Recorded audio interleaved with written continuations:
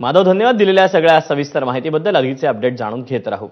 तिथे यवतमाळ वाशिम मतदारसंघातील महायुतीच्या राजश्री पाटील आज उमेदवारी अर्ज दाखल करणार आहेत. यावेळेला राज्याचे मुख्यमंत्री एकनाथ शिंदे दुपारी 1 वाजता उपस्थित राहतील. तसंच उपमुख्यमंत्री देवेंद्र फडणवीस, अजित पवार देखील उपस्थित राहण्याची शक्यता आहे. पोस्टल मैदानातून नेते आणि कार्यकर्ते जिल्हाधिकारी कार्यालयात उमेदवारी अर्ज दाखल करणार आहेत. त्यानंतर सभेचं देखील आयोजन करण्यात आलेलं असून मुख्यमंत्री एकनाथ शिंदे, उपमुख्यमंत्री देवेंद्र फडणवीस यावेळेला संबोधित करतील.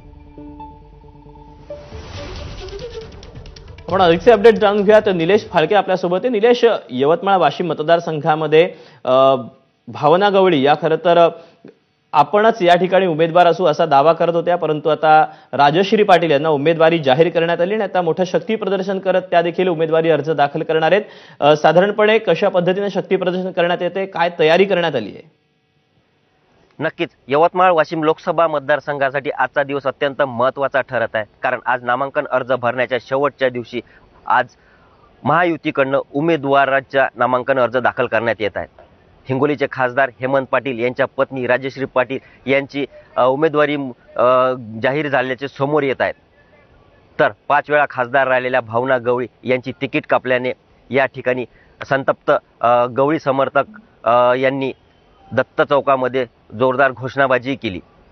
आज मुख्यमंत्री एकनाथजी शिंदे, उपमुख्यमंत्री देवेंद्र फडणवीस, उपमुख्यमंत्री अजित पवार हे सुद्धा यवतमाळमध्ये उमेदवारी अर्ज भरण्यासाठी येत आहेत.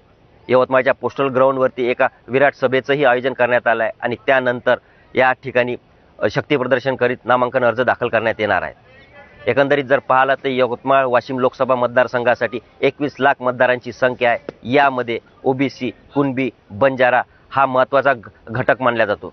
त्यामुळे हा मतदार आता कोणाच्या बाजूने झुकेल हे पाहण्याचा समोर येणार आहे.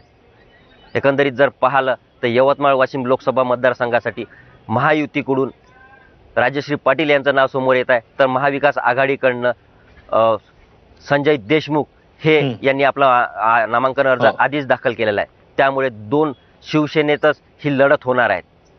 धनुष्यबाण विरुद्ध मशाल अशी ही लढत होणार असून येत्या 26 एप्रिल रोजी मतदान होत घातले आहे.